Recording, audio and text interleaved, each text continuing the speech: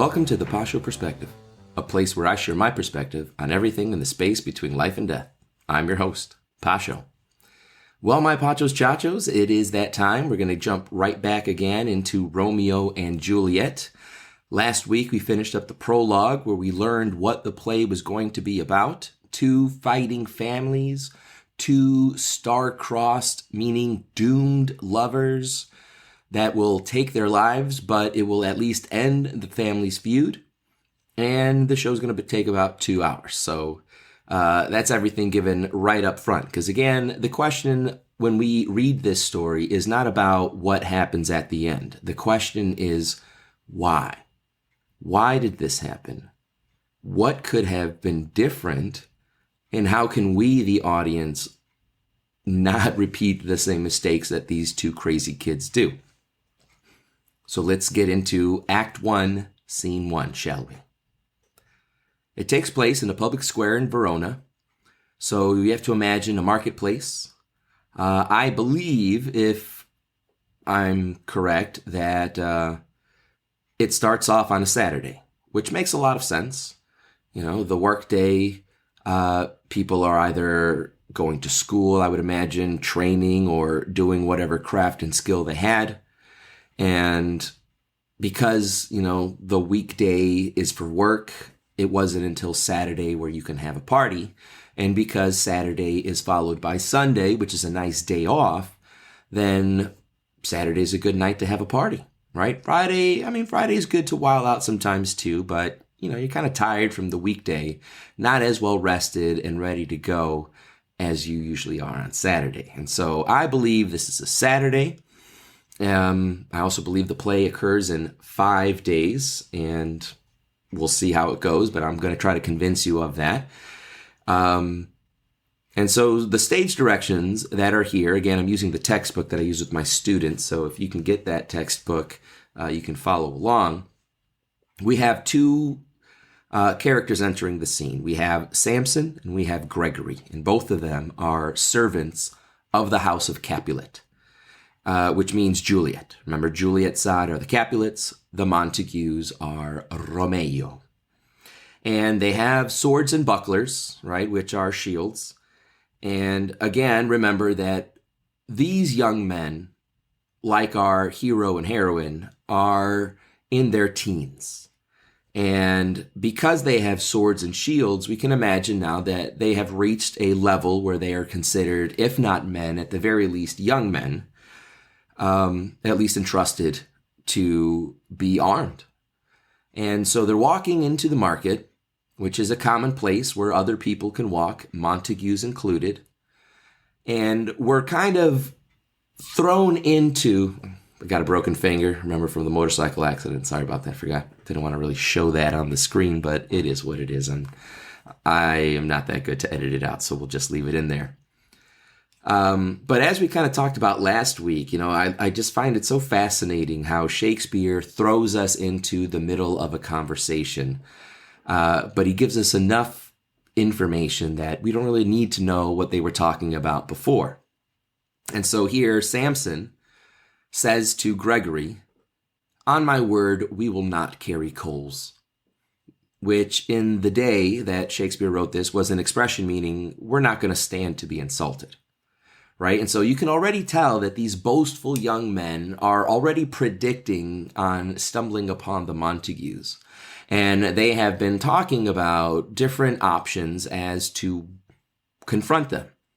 Are we going to let them say things to us while we peckishly walk by? Or are we going to do something? Right? And so Samson is saying, well, we're not going to carry coals because apparently colliers, who were the people responsible for getting the coal in the mines, like today's miners, are dirty. You know, you go in there, you're doing a lot of shoveling, the coal dust gets up on you too. And so apparently they were the brunt of a lot of jokes back in the day. And so Shakespeare is kind of alluding to that temperate joke. And Gregory says, no, for then we should be colliers. And Samson goes back and says, and we being collar, we'll draw. So If we get upset, right, choler as in choler, there's lots of puns here. I mean, I really can't point out everything without a team here to help me get the pages and everything up on the screen. I'm not that advanced, but we'll see what we can do with this episode. Anyway, and so, you got to look at Carrie Coles, then you've got Colliers, then you've got collar. And then in the next line, we're going to have collar, as in you draw your neck out of collar. I mean, beautiful puns, which is really something to point out in this play, because when the boys get together, they like to play with words. They like to have pun fests. They have competitions to see who could go the longest in playing with the language. And so here we can already see Shakespeare at his best, dropping all of this alliteration to make it so pleasant and lyrical to the ear, as well as use that sound for a lot of puns, right? And so Samson says, and we be in choler, choler, meaning upset, we will draw, and we're going to pull out our swords. And Gregory says, aye, while you live, draw your neck out of collar. And so here there's something really interesting happening. There is this dynamic between Samson and Gregory where Samson proudly beats his chest like that boastful teenager you would expect to do, this showboater who likes to talk a good game. And Gregory is the friend who is more like the Silent Bob type, more quiet, doesn't have to beat his chest so much. And I think he's calling him out, he's calling Samson out and saying, yeah, right. While you live, the only thing you're going to draw or pull out is your neck from the collar when you're putting on a shirt. You're not going to pull out a sword, dude. Who are you kidding? You're like, 14, 15, 16, maybe at most? And so I just think it's funny that, I've got friends who always bust my chops, and I've got friends that I bust their chops, because that's the dynamic of it. I mean, maybe it's a guy thing, but I think it's kind of cool that, we're talking about written in 1500s. It's supposed to take place in 1400s, right? And so I don't know how much verisimilitude Shakespeare is trying to catch, whether he attempted to stay true to the time and the way that people spoke, but I mean, it's so fantastic how guys haven't changed. We're still the same schmack talking guys, and there's still those grounded men who know that they don't have to beat their chest to get respect and to be recognized. And so that's kind of what's going on here, right? And so Samson then, kind of being offended, says, I strike quickly being moved. Meaning, hey, if somebody moves me, meaning somebody puts me into a state of being that I have to respond, I will quickly strike, right? I will pull out my sword. He's trying to convince his friend and perhaps himself. And Gregory says, but thou art not quickly moved to strike, right? And so in other words, it takes a lot before you muster up all that strength that you're talking about here to start a fight with some Montague, right? So again, he's saying, you talk a good game, man, right? Lots of barking. I don't see very much bite. And Samson, funny that I bring that up, says, a dog of that house of Montague moves me. Now, I don't know what happened to Shakespeare when he was a kid or whenever it happened to him, but I have found in many of his works that a dog is an insult. For me, I love dogs. Dogs are man's best friend. They're noble, they're loyal, they love you unconditionally. Even if you beat it, which I don't recommend and I don't like to witness, it will sidle up to its owner's side, tail between its legs, because dogs are amazing. They forgive you regardless of how many times you reject it and try to push it away. It's unconditional love. I say to my wife sometimes that maybe we call those animals dogs because it's backwards of God, who also loves us unconditionally. And regardless of how much we strike back and try to push him away, still loves us, still loyal to us and by our side. But anyway, And then my wife brings up the idea, well, what about in Spanish when they call him perro? Where's your idea there? And she brings up a very good point. So perhaps maybe in English we can have that idea, but I don't think it goes global. But anyway, I think some dog must have bit Shakespeare, right? I mean, why would a dog be so insulting? But apparently in lots of his works, especially in this one, a dog of that house of Montague moves me. Right? And so Samson is telling Gregory, no, when it comes to the Montagues, maybe other people I might tolerate a little bit more than perhaps I should. But if it comes to a Montague, they will move me to respond. And so Gregory says, oh, please. To move is to stir, and to be valiant is to stand. Therefore, if thou art moved, thou runnest away. Right, so he's telling him, yeah, right, the only kind of action you're going to do is running, right? Not pulling out swords, trying to beat up people. And so again, Samson on the defense. 'Tis true, right? Or no, he says, a dog of that house shall move me to stand, right? Instead of running away. I will take the wall of any man or maid of Montagues, right? And when we're talking about taking to the wall, there was this idea that people of higher rank had that privilege of walking closer to the wall to avoid any water or garbage in the street, right? And so he's trying to say that I'll push them to the water and take the better land. And Gregory calls him out and says, well, that just shows that you are a weak slave, for the weakest goes to the wall. Like you would give courtesy to an old lady to take the wall so she doesn't fall into the water. And so that just proves that you're not strong. But he brings up taking the weakest to the wall, and Samson, for some reason, jumps right to, 'tis true. And therefore women, being the weaker vessels, are ever thrust to the wall. Therefore push I will Montague's men from the wall, and thrust his maids to the wall. Right? So what is he talking about there? Well, he's saying if the weakest go to the wall, well, women are physically weaker than men is what I think he is saying here. Although, of course, you know, the misogyny of the time, women were really more property than anything else, a nice cover to a book, as we're later going to read. And, you know, it's very interesting here because he has so many strong women. And I think Juliet in her time at moments in this play is very strong as well. Certainly all of the Portias that he has ever written about, Brutus's wife, Caesar's wife, very strong women. So I don't think this is Shakespeare being misogynistic. I think this is Shakespeare recognizing that when men are young, we are dumber than when we get older, hopefully, and we are chauvinistic.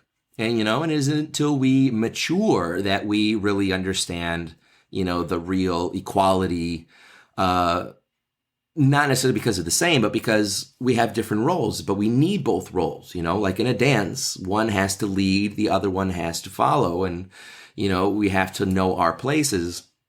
And so I don't think Shakespeare is doing that. And also, I mean, again, he was writing for the queen, and I don't think, you know, he would really state such a thing. So I think he's being boastful here about women being the weaker vessel, because that's an attitude that young men have, you know, or perhaps young men in that day. I mean, I would hope that, you know, by this time in 2023 that we don't think that women are, you know, weaker in all regards per se, or certainly not property, but, you know, physically speaking, statistically speaking, you know, mass, if we put in account mass, they tend to be larger. If you look at the animal kingdom of other mammals, it's usually the males that are the larger ones. All right. So anyway, don't get too distracted. Let's move forward. So he says, I'm going to thrust the Montague women to the wall. And Gregory says, the quarrel is between our masters and us, their men. So again, reminding us here that this animosity that these Capulets have against the Montagues isn't because of something that the Montagues did to Gregory or Samson. It's just they have inherited hate by their lords and masters to not like the other house. And so because of that, they have taken it upon themselves, right? We are their kin. We are an extension of our master. And so the fight is also ours, right? Like a Yankee fan and a Red Sox fan and their children also cursing out the other team because their fathers have done it. And as a perhaps rite of passage in a very foolish one, but nonetheless, obviously one as old as this play, there is that idea, right? And so Samson says, "'Tis all one. I will show myself a tyrant. When I have fought with the men, I will be cruel with the maids. I will cut off their heads." And Gregory says, "The heads of the maids?" Samson says, "Aye, the heads of the maids, or their maiden heads, take it in what sense thou wilt," to which Gregory very pervertedly says, "They must take it in sense that feel it." And Samson piggishly says again, "Me they shall feel while I am able to stand, and 'tis known I am a pretty piece of flesh." Right? Again, boasting about his vanity and his looks and saying that I will take their maidenheads, which in those days, maidenhead was a girl's virginity. And so he's saying, if I don't kill them, I'll impregnate them. And so, again, when you put boys together, that's what happens. You put Trump on a bus with the news reporter by themselves and they start talking about grabbing it. I'm just saying. I don't think it actually happened. I think he was just talking up a good game like guys have been talking up good games with their friends for 500 years. I don't know if it's right. I'm not saying that it is. I'm just saying it happens. It's what we do. It's what I did. Obviously, they did that too in Shakespeare's time. And so Gregory then moves on and going off of that idea that he's a pretty piece of flesh says, "Well, 'tis well thou art not fish. If thou hast been poor John." Right? In other words, you're not as good looking as you think you are, kid. "Draw thy tool. Here comes to the house of Montague." Right? So they see two guys coming onto the stage now, or if we're imagining it in Verona, they're coming into the market square, right? And so now Gregory has noticed that they are on the scene and has given orders to Samson to draw thy tool, right? Take out your sword because they're going to throw down, right? And again, the reason here is because they're peacocking. They want to prove themselves to their masters. They want to prove themselves to the community, to the women who are seeking husbands, that they are tough and can fight and can protect them. And so they have to kind of show how big they are. And the only way to do that is to kind of test your mettle against other men. Kind of like, I'm better than him. Let me show you. I'm going to kick his butt. I don't know if that turns women on. I mean, I've seen some movies with some crazy chicks where it does. But anyway, they see two Montagues. Stage direction, enter Abram and Balthazar, servants of the Montagues. So Samson tells Gregory, "My naked weapon is out. Quarrel, I will back thee." Right? And so he tells him, "Go start a fight with these guys. I got your back." And again, Gregory, I don't know what he's got against Samson, but he's always calling him out. And he's like, "How are you going to get my back? Huh? Turn thy back and run," right? That's how you got it. Like, "Hey, brother, I got your back. I'll be way back over there hoping you don't get hurt. Good luck," right? I mean, come on. So Samson says, "No, come on. Fear me not." And Gregory says, "No, Mary, I fear thee."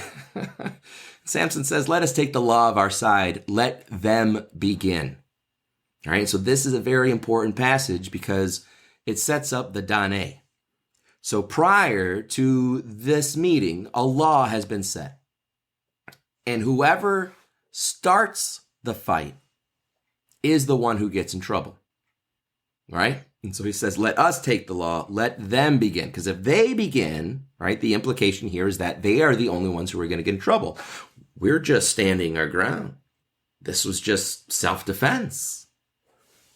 So Gregory says, I will frown as they pass by, or as I pass by, and let them take it as they list, right? And so, you got to imagine, it's a very lame idea, right? But we're going to cross each other, and as we cross, I'm going to lock eyes with one of these guys, and I'm going to give him a frown. Woo-hoo.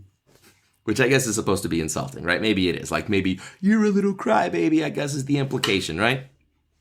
And Samson says, nay, as they dare, I will bite my thumb at them, which is disgrace to them if they bear it. Now, if you know any Italians, you go ahead and ask them, what does that mean? What does that mean? What does read between the lines mean? That's pretty much the equivalent, right? By biting your thumb at somebody, you're pretty much telling them, go yourself, and that's not really nice, right? And obviously anybody would get a little upset about that. And so you can imagine that they do it. They cross, they look at each other, he gives them the bird. And so Abram asks him, do you bite your thumb at us, sir? To which Samson says, well, I do bite my thumb, sir. I don't necessarily know if it was at you. And Abram says, do you bite your thumb at us, sir? And you can tell the sirs are very forceful because they don't like the other person.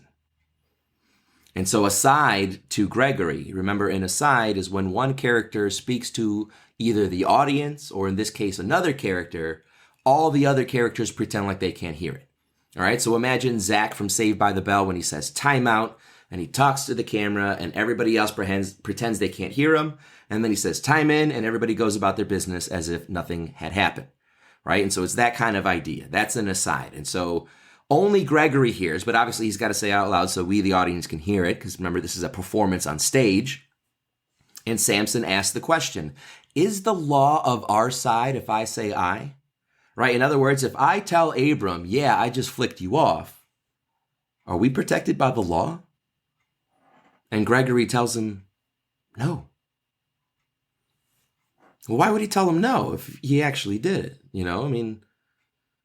It's just biting your thumb. But again, if that means go, do something to yourself that's not appropriate, what do you expect would happen? Right? If you do that, if you say that to somebody, you should expect a punch to the nose. Maybe a slap to the face if they're nice. But I don't think I would stand too much to be told something like that. Obviously, if I was in the public eye, it's a different story, different responsibilities and things. But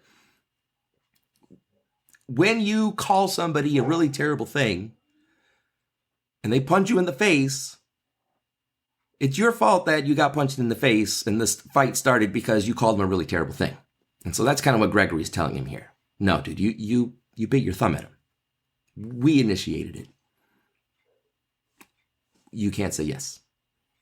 So Samson returns to Abram and says, no, sir, I do not bite my thumb at you, sir, but I bite my thumb, sir. So Gregory says, do you quarrel, sir? Or you want to fight? Is that it? And Samson says,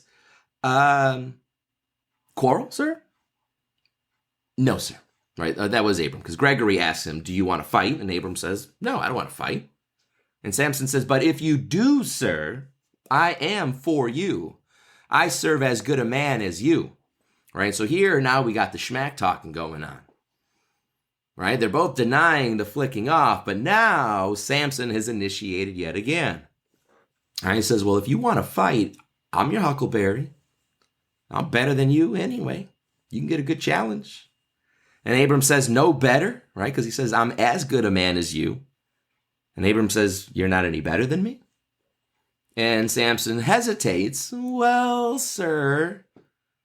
And then stage direction, enter Benvolio, nephew of Montague and first cousin of Romeo. All right, and so I like to explain to my students this, that when it comes to fighting, there's like a pyramid. The scrubs, everybody in this first scene, Abram, Samson, Balthazar, Gregory,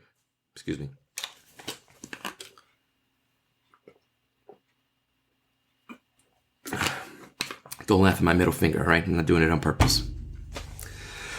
So there's this pyramid of fighting hierarchy, right? Where these scrubs, they're the worst fighters. Then you have the first cousins, right? So you have Benvolio.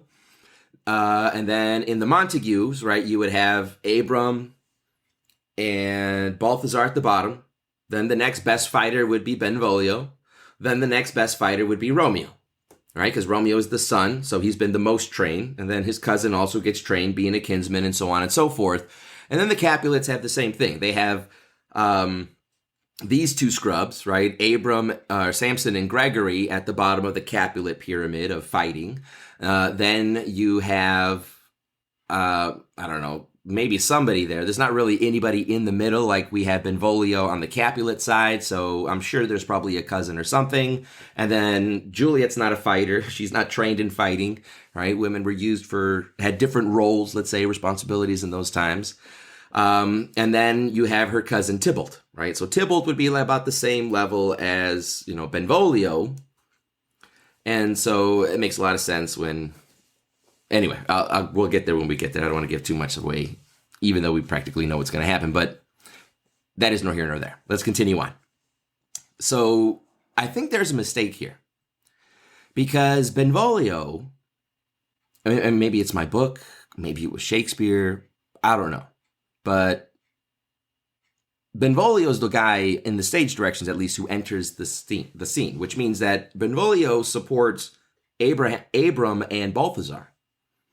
But I think Gregory and Samson, expecting Tybalt to arrive, misunderstood who showed up, and that gave them a little bit of false confidence. Because Gregory, as soon as somebody enters the stage, says in an aside to Samson, "Say you're better than he is." Right? Because that's obviously going to initiate a fight. And I think the reason he's saying that is because he recognizes, here comes one of my master's kinsmen. But Benvolio is not one of his master's kinsmen. So I don't know if Benvolio and Tybalt come up on the scene at the same time. None of the movies ever show it like that. But Benvolio shows up first. And so that gives Gregory and Samson confidence because they misconstrue Benvolio for Tybalt. And so Samson then says to Abram, "Yes, better, sir. Like, I am better than you. What are you going to do about it?" Abram doesn't like that, especially coming from a Capulet. So he tells him, "You lie." And Samson tells him, "Draw if you be men. Gregory, remember thy swashing blow." Right? So they all pull out swords and they're all fighting now. But the problem here, right, is that, again, this is in the middle of a public square. There's people with their markets and everything, their vegetables, their whatever products they have created. And we've got these 4 young teenagers now swashbuckling each other all over the place, ruining the place. And so Benvolio tries to get in the middle of them because Benvolio, as we're going to see throughout the play, is the honest peacekeeper. He's always the one who's going to give a summary of what happened, and everybody believes him because he has that reputation. And he's always trying to stop fighting. He's not a fighter. Maybe he's a lover. And so he says, "Part fools, put up your swords. You know not what you do." Because he knows the rule. Someone's going to get in trouble here. And so he pulls out his sword and he starts beating down their swords so that they stop swinging them at each other. And then stage direction says, "Enter Tybalt." You see, so it can't be both of them coming in at the same time. He must have misconstrued Benvolio for Tybalt, which gave him confidence, although it wasn't the guy that he thought it was. It's actually one of the Capulets. And so now Tybalt enters. So maybe he was like really far away. I don't know. And Tybalt is described in these stage directions as the hot-headed nephew of Lady Capulet and the first cousin of Juliet. And he, already being described as the hot-headed nephew, is the natural foil of Benvolio. Because as I told you, Benvolio is the peacekeeper and Tybalt is the rabble-rouser. And so when you put a rabble-rouser next to a peacekeeper, it makes him look super aggressive. And vice versa. When you put the peaceful person next to the rabble-rouser, it makes him look super peaceful. All right? It kind of accentuates and really exaggerates the other person's traits. And so Tybalt misconstrues everything. He assumes the worst. He sees that Benvolio and Abram and Balthazar have swords, so it's a 3-2 fight. And Benvolio is a higher layer of training. And so Tybalt says to Benvolio, "What? Art thou drawn among these heartless hounds? Turn thee, Benvolio, look upon thy death. Right? So in other words, it's pretty much saying, why don't you pick on someone your own size? Or pick on somebody in your belt color, kid. Right? Stop beating up the yellow belt. You want a blue belt fight? Come to a blue belt. And so he tells Benvolio, look upon thy death. Right? I'm ready to kill you, kid. And so Benvolio says, I do but keep the peace. Put up thy sword, right? Take your sword out. Or manage it to part these men with me, right? Use it to help me get these guys away. And Tybalt says, what? Drawn and talk of peace? You have your sword out and you're talking about peace? I hate the word, as I hate hell, all Montagues, and thee. Have at thee, coward. And they start fighting. Now everybody's thrown in. Now, because we've got a 3 against 3, and we've got everybody in the public square going crazy, all the Montagues rush to the Montague house. All the Capulets rush to the Capulet house to get more men. And now you have all the armies of both families clashing in the middle of the place. And so officers start showing up. Citizens and peace officers with clubs. And the officers start saying, clubs, bills, and partisans, strike, beat them down, right? Stop these guys from fighting, beat down their swords. And even the citizens start yelling, down with the Capulets, down with the Montagues, which, as we talked about last week, remember, reminds us that the people of Verona are not happy about this feud. They really want it to die. They want it to end. You know, although they have loyalties to either family or perhaps both, they are tired of being dragged into the middle of it. And so after all that noise, old Capulet, Juliet's father, and Lady Capulet, Juliet's mother, enter the stage. And Lord Capulet says, what noise is this? Give me my long sword. Ho! Right? Now, ho means now, with urgency. All right. But a funny story. I had this one student at Fort Lauderdale High School. And when he read this line, good Lord, the whole class bursted up. He read it like Cat Williams. Give me my long sword, ho. So let me just remind you, that is not how you read that line, right? Give me my long sword, ho. Not give me my long sword, ho.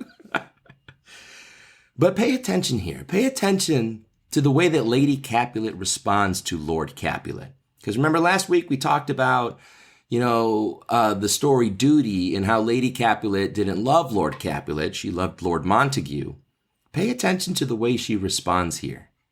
He asked for his sword, and she says in front of everybody, a crutch. That's what you need. A crutch. Why call you for a sword? Right? In other words, she's dissing him, man. You're an old, dusty fart. You should have a crutch instead of a sword to hold your old butt up. I mean, that is disrespectful. And Lord Capulet returns, my sword, I say. Old Montague has come and flourishes his blade in spite of me. Right? So he sees Romeo's dad there, and he's like, rah, let me go. Let me at him. I see you there. And so enter old Montague and Lady Montague. Now, remember that friction, because I'm going to be bringing that up later in another episode. So now Romeo's parents come up on the scene. And pay attention to the way this dynamic works out, because, again, I'll be elaborating on it more as we progress in the play. Lord Montague sees Lord Capulet and says, thou villain Capulet, hold me not, let me go. And Lady Montague says to him, thou shalt not stir one foot to seek a foe. Right? That is a nice way of saying, I don't want you to fight. That's kind of a nice way of saying, I love you too much to lose you, and you're not leaving my side. Not disrespecting him and calling him some old fart. That's not cool. And so the reason I want you to focus on that is when we get to the balcony scene, which will be in Act 2, Scene 2, Juliet is willing to throw her family away at an instant. And I think the reason that she really doesn't value family as much as she should is because she's in an unhealthy relationship. There's no love. And so for her, marriage isn't love. And maybe that's why she's never thought about love, because it looks inconvenient. Or maybe she hasn't thought about love because she's never had any good examples. And maybe when she does finally, fall in love with Romeo at first sight, perhaps it is because it's unlike anything she's ever experienced with her parents, and thus worth losing her parents for. Where Romeo perhaps is so sensitive and, for lack of a better word, romantic, because his parents are in love with each other. And it's a healthy relationship. And so,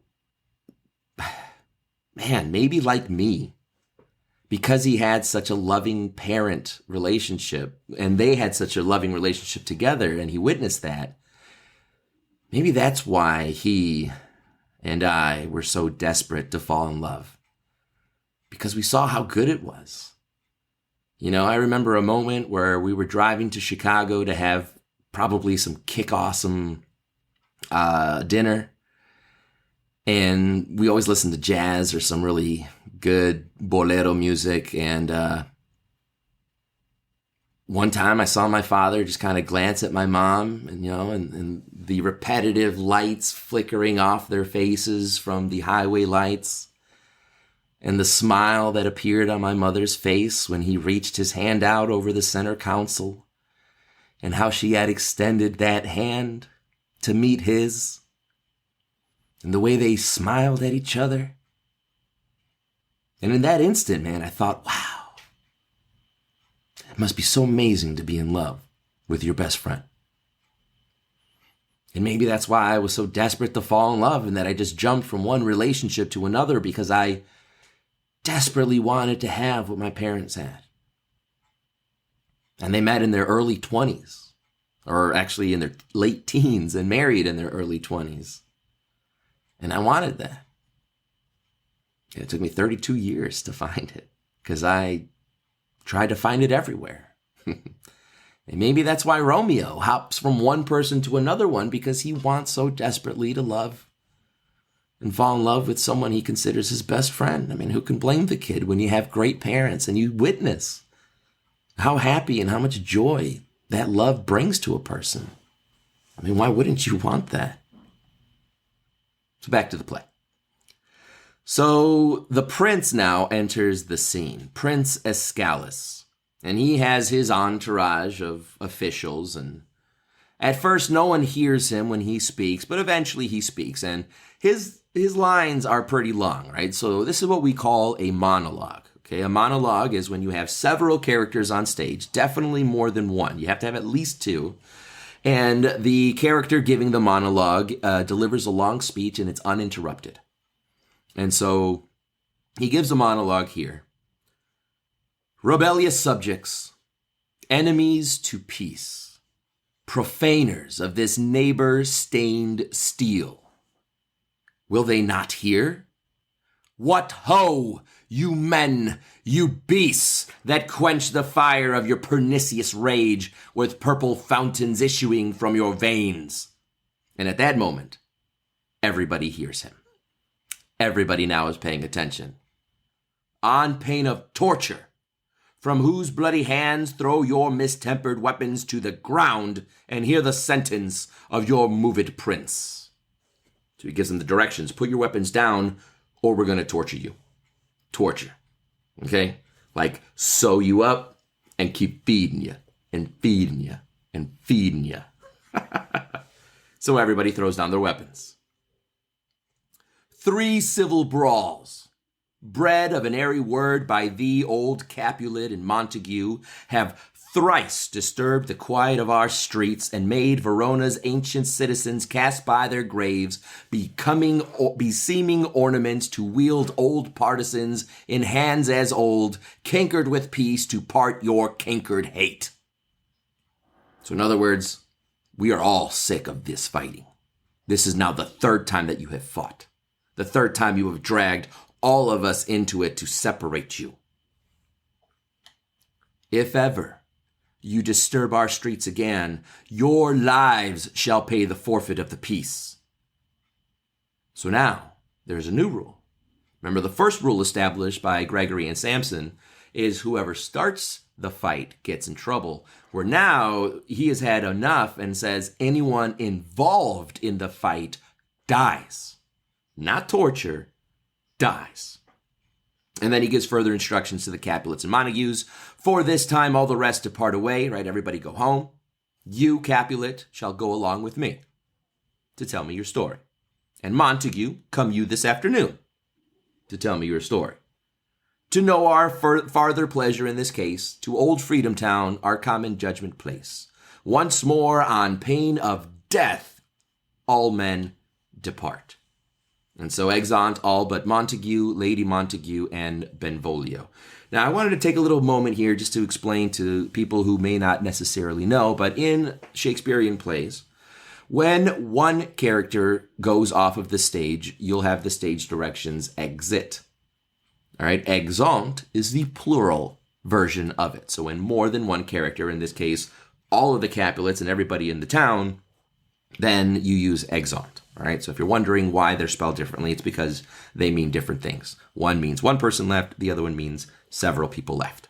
All right, so now we're left with Romeo's parents because we have to introduce the main characters now, right? We have established the Danae, we've established the set, we've established the rules that are in the background, controlling everybody. So now let's meet our characters. So Lord Montague starts off the conversation and says, "Who set this ancient quarrel new approach? Speak, nephew, were you by when it began?" Right? And so, as always, everybody asks Benvolio what happened because they know Benvolio is very truthful. Honest. Hate that word. So Benvolio says, "Here were the servants of your adversary, and yours, close fighting ere I did approach," right? So they were kind of already going at it. "I drew to part them," remember, drew my sword to part them. "In the instant came the fiery Tybalt with his sword prepared, which as he breathed defiance to my ears, he swung about his head and cut the winds, who nothing hurt withal, hissed him in scorn. While we were interchanging thrusts and blows, came more and fought on part in part, till the prince came, who parted either part." Right? So a very honest recollection of what occurred, right? I was trying to bring peace. Tybalt brought a bunch of aggression. We started fighting. More people came. And then as you came, the prince showed up and everybody left, right? So Lady Montague asks, as all mothers, right? Her first concern is, "Oh, where is Romeo? Saw you him today? Right glad I am he was not at this fray." Right? And so, as all loving mothers, right? Where's my boy? Was he in this fight? Is he okay? And Benvolio now gives us the first introduction. Because remember, when we do characterization for people who are interested in writing, you don't always have to tell the audience the background story of a character. You can have other characters deliver that. And so here's one of those examples. And so Benvolio is going to introduce Romeo to the audience. And you're not going to like it. "Madam, an hour before the worship's sun peered forth the golden window of the east, a troubled mind drave me to walk abroad, where underneath the grove of sycamore that westward rooteth from the city's side, so early walking did I see your son. Towards him I made, but he was ware of me, and stole into the covert of the wood. I, measuring his affections by my own, which then most sought where most not be found, being one too many by my wary self, pursued my humor, not pursuing his, and gladly fled from me." All right, so in other words, I was going for a walk because I needed some time by myself. And when your son saw me, he went running into the woods. And considering that I didn't really want to have anybody bother me, I figured he didn't want anybody bothering him, so I left him alone, and that's the last time I saw him. And so we're introduced to this emo version, right? This kid who, good Lord, let's continue on. Lord Montague says, "Yeah, many a morning hath he been there seen, with tears augmenting the fresh morning's dew, adding to clouds more clouds with his deep sighs. But also soon, as the all-cheering sun should in the farthest east begin to draw the shady curtains from Aurora's bed, away from light steals home my heavy son, and private in his chamber pens himself, shuts up his windows, locks fair daylight out, and makes himself an artificial night. Black and portentous must this humor prove, unless good counsel may the cause remove. So in other words, he's kind of going along with Benvolio's story and saying, yeah, that's my boy. Loves to cry, loves to sigh. When the sun comes out, he goes into his room and he closes up all of his curtains to make an artificial night so that he can dwell in his darkness. Aren't I the proudest father to have such an emo child? And Benvolio reassures him, my noble uncle, do you know the cause? And see, here's the problem. Montague says, I neither know it nor can learn of him. And Benvolio asks him, well, have you importuned him by any means, right? Have you asked him what's wrong? And Montague says, both by myself and by many other friends, but he, his own affection's counselor, is to himself. I will not say how true, but to himself so secret and so close, so far from sounding and discovery, as is the bud bit with an envious worm, ere he can spread his leaves, sweet leaves to the air, or dedicate his beauty to the sun. Could we but learn from whence his sorrows grow, we would as willingly give cure as no. All right, and so he's telling Benvolio, I wish I knew. I tried finding out. We've had other friends of the family tried finding out, but he only talks to himself. And I don't think he's being very true to himself, but there's nothing that I can do. His beauty is withering. But the last two lines I think are really the most important because it really shows the truth of a parent. Could we but learn from whence his sorrows grow, we would as willingly give cure as no. In other words, I would do anything for him, Benvolio, but I don't know what he needs. If he would just tell me, I would get it for him. And honestly, that's one of Romeo's flaws. He should have told his father. And I think that's one of those themes that Shakespeare is trying to introduce, that children don't talk to their parents like they should talk to their parents. Instead, we go to other people instead of to the person who can help us the most. And think about it. I mean, back in these days, marriages were arranged by the father. Usually there was dowry or land titlements or some kind of exchange for the daughter's hand. And so if Romeo wanted whatever girl he's after, and at this point he's after this girl named Rosaline, who doesn't want him, well, he could have told his father, I want Rosaline, and his father could have negotiated or entered into negotiations with her father and maybe even gotten her. Well, she doesn't love you. Who cares, son? You want to marry her? What's love got to do with it? Right? I'll get her to you, man. I'll buy her. I'll give him a couple of cows and a goat. Let's make this girl part of the family, right? Anything to put a smile on my boy's face. But if you don't tell your father, I mean, what can you do? And there's something that happens when we reach this age where we start peacocking, this age where we're boastful, this age where we talk a good game, even though we have no experience or wisdom to back it up.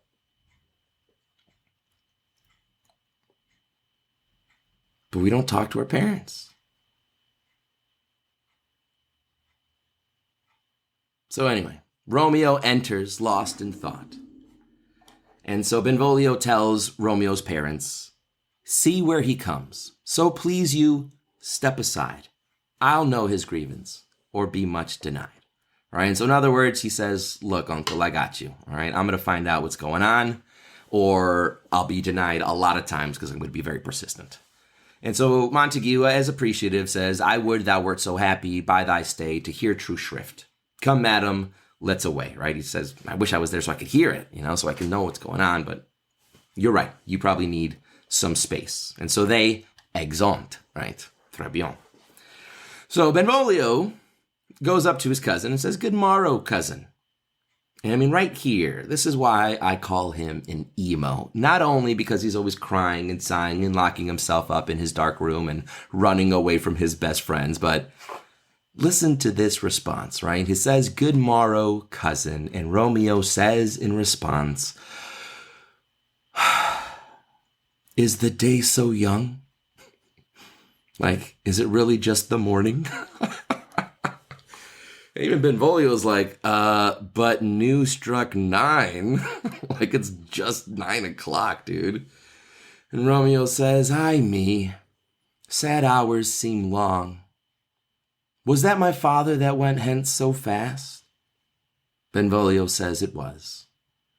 What sadness lengthens Romeo's hours? And Romeo says, not having that which having makes them short.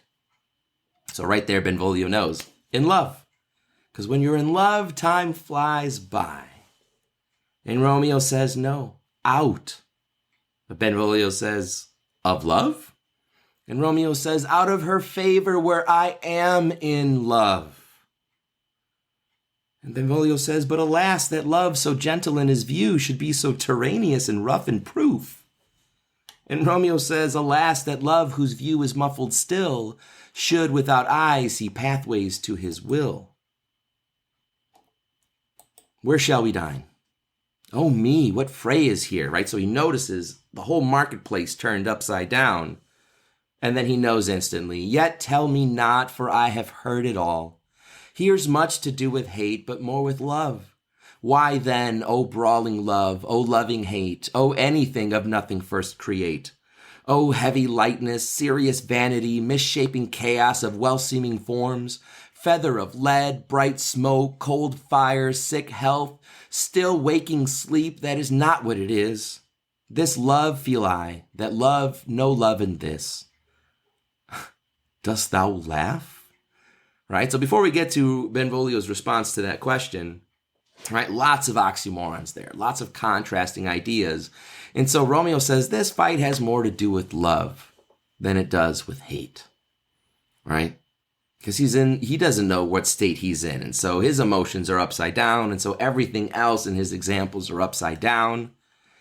And so somewhere there, they do a really good job of it in the Leonardo version, DiCaprio version of the movie, where, as Romeo's going through this kind of pity party rant, Benvolio kind of scuffles and so Romeo says, dost thou not laugh? Are you laughing at me, dude? And Benvolio says, no, cuz, I rather weep. And he says, good heart at what? At thy good heart's oppression. And Romeo responds, why, such is love's transgression. Right? Love the rhyming. When the boys get together, you get the most lyrical, most ear-pleasing sounds. It says, griefs of mine own heavy in my breast, which thou wilt propagate to have it pressed with more of thine, right? You're going to make my sadness even worse, adding your sadness on top of me. This love that thou hast shown doth add more grief to too much of mine own. Love is a smoke raised with the fume of sighs, being purged a fire sparkling in lover's eyes, being vexed a sea nourished with lover's tears. What is it else? A madness most discreet? A choking gall, and a preserving sweet? Farewell, my cuz. And so Benvolio is kind of stunned, right, by all of this beautiful lines. And he says, but soft, I will go along. And if you leave me so, you do me wrong, right? Because again, he wants to know, why are you so sad? Who are you in love with? Don't leave me behind, right? Because Romeo wants to be left alone. And Benvolio, remember, says, I'm going to be very persistent. So I'm coming along with you, cousin. And Romeo says, tut, I have lost myself. I'm not here. This is not Romeo. He's some other where. Benvolio says, tell me in sadness, who is it that you love? What shall I groan and tell thee? Groan? Why no, but sadly, tell me who. Bid a sick man in sadness make his will? Ah, word ill urged to one that is so ill. In sadness, 'cause I do love a woman. And Benvolio's like, yeah, I get it, right? I aimed so near when I supposed you love, right? I didn't think it was a guy, especially not in the 1400s. So Romeo says, a right good markman, and she's fair, I love. And Benvolio says, a right fair mark, fair cuz is soonest hit, right? I mean, that should be easy to get. And Romeo says, well, in that hit you miss. She'll not be hit with Cupid's arrow. She hath Dian's wit. And in strong proof of chastity, well armed from love's weakest childish bow, she lives unharmed. In other words, even Cupid can't penetrate her. She's as smart as Diana, the goddess of wisdom. And so I can't get her. She will not stay the siege of loving terms, nor bid the encounter of assailing eyes, nor ope her lap to saint-seducing gold. Oh, she is rich in beauty, only poor that when she dies, with beauty dies her store. So there's a lot there. So he said, I will not stay the siege of loving terms, right? I've been whispering sweet nothings into her ear, trying to, use romance, nothing. Nor bid the encounter of assailing eyes. I mean, I've even given her the look and nothing. I've even tried to open her legs with gold and nothing. And so he says when she dies, she's going to take all her beauty with her because she wants to be chaste. Right? Benvolio says, then she hath sworn that she will live in chaste.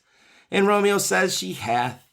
And in that sparing makes huge waste. For beauty starved with her severity cuts beauty off from all posterity.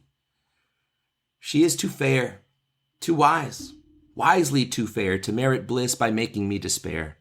She hath forsworn to love, and in that vow do I live dead that live to tell it now.